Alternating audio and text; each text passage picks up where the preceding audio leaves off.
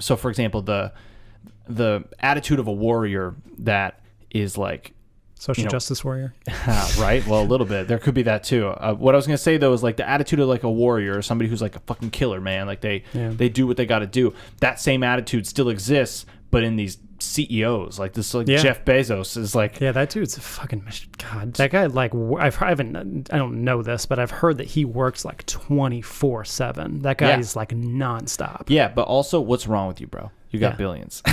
Yeah, for sure. You know what I mean? Like at a certain point, it's like, if you have all that money, then you should be using it for good. Yeah, and people like Bill Gates and like there are people who do that. Yes, but also, how did you acquire as many billions as you did without some sort of like ego-driven, I don't feel whole, something's missing? Oh my gosh, you know what I mean? Like because to me, and I mean it's not like I feel like I have things figured out, but to me, I don't see the point in billions.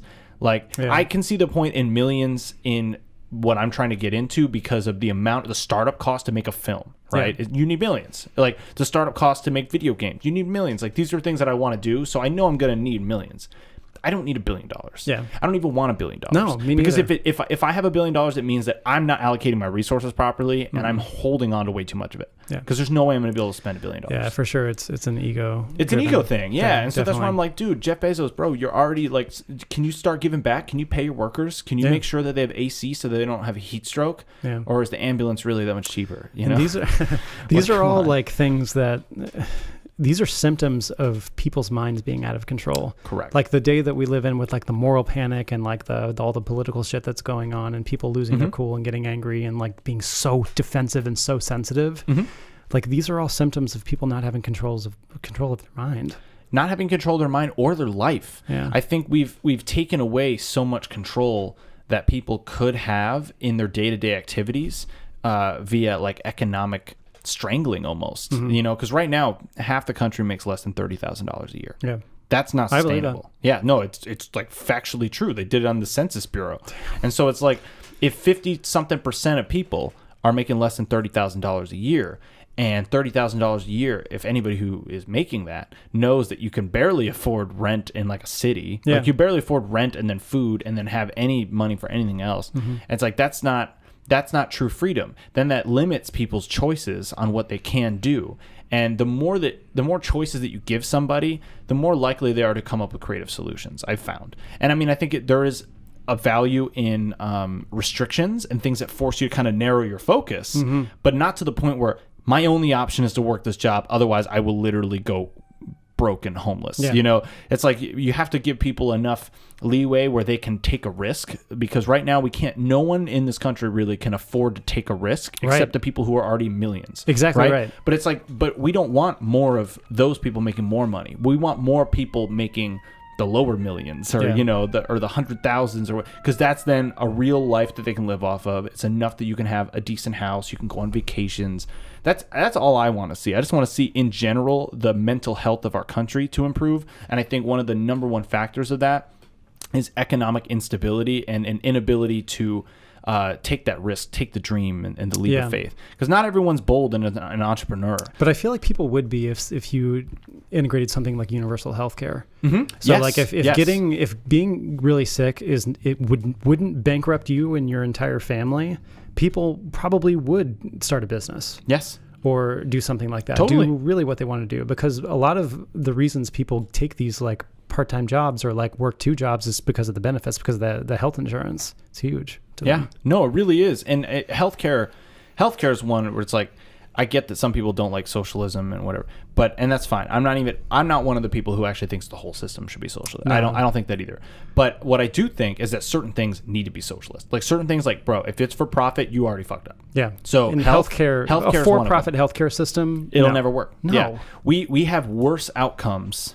I'm gonna butcher some of these facts, but somebody can correct me on it later, because it's coming from a place of truth. Yeah. But we have worse health outcomes and higher costs and higher premiums than any other country. So even though at the highest percent, if you're really rich, yes, you're getting the best surgeon or the best whatever. That's fine. Yeah. That does exist. I'm not saying that doesn't exist. Sure. But for the average person, you're getting a worse outcome.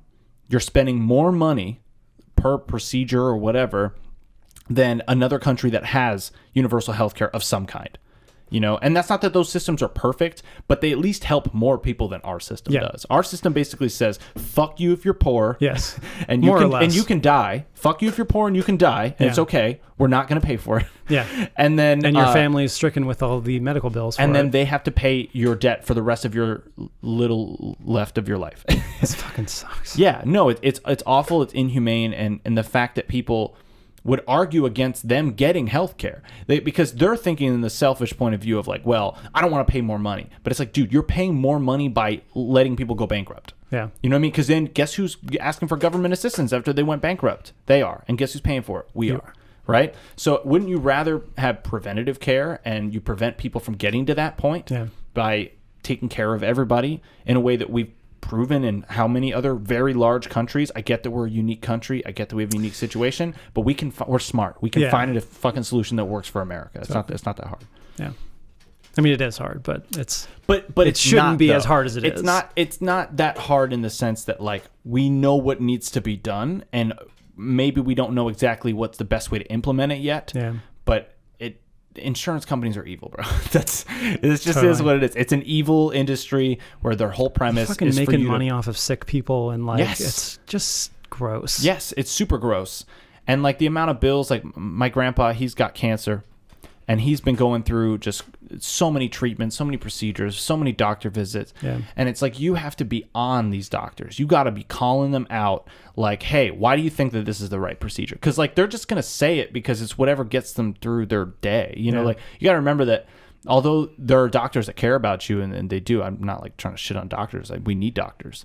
But there are certain doctors where it's like they're really just there to collect a paycheck. You know what I mean? They're really just there to get through the day. You're just one of 100 patients they have to see, and to be honest, they just don't know you that well. They don't care that much. I think it would incentivize. I mean, doctors might take a pay cut, but that would incentivize the people who go into it for the right reasons. Yes, they actually want to be there. Yes, which is what I would want in my doctor anyway. How about we decrease the cost of them getting the education in the first place, though? Yeah, because. Think about it. Think about how many people can't do medical school because of the cost, but they're actually perfect for the job. They're really smart. They're really driven. They really like healthcare. They really like to get into those things. But then there's a cost barrier.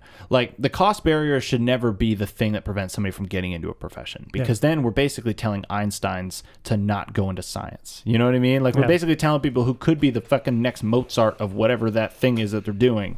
And we're telling them, hey, you can't because you don't have enough money, because when you were born, your parents were born broke. Like, and sorry, and it's your fault. You're fucked. Yeah, you're just fucked from the jump, and I'm not going to help you. Yeah. And I mean, I think that's something we see a lot in the difference between like Republicans and Democrats is like generally, and I'm going to say this, and I know I'm going to piss a lot of people off. It's fine. I don't care. But it's like generally Republicans are more, I want to take care of myself. Yes. And it's not even inherently bad. It's just that is what it is. That's your personality trait. Especially from the theory of like mind and like the ego, self-preservation is the default. Yes. Like that is, you can learn not to be selfish, but if you're a selfish person, you're doing what you're programmed to do, basically. Totally. Yeah, but you need to be aware of that. You should be aware of it. You should be aware of it. Yes, you should be aware of it. And a lot of people aren't. A lot of people, it's an unconscious autopilot thing. Yeah. And then Democrats are typically very empathetic, very like they want to help other people. And it's not that Republicans don't.